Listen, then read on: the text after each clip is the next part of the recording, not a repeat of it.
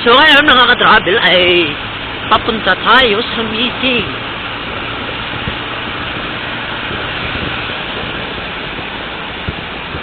Kailangan natin mag-attend sa meeting na yun. Dahil importante yun.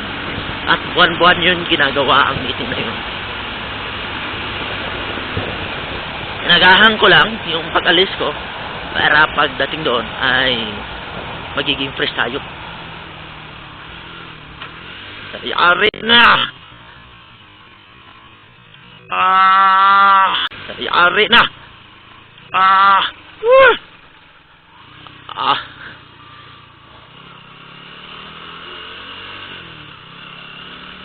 Thank you, Lord.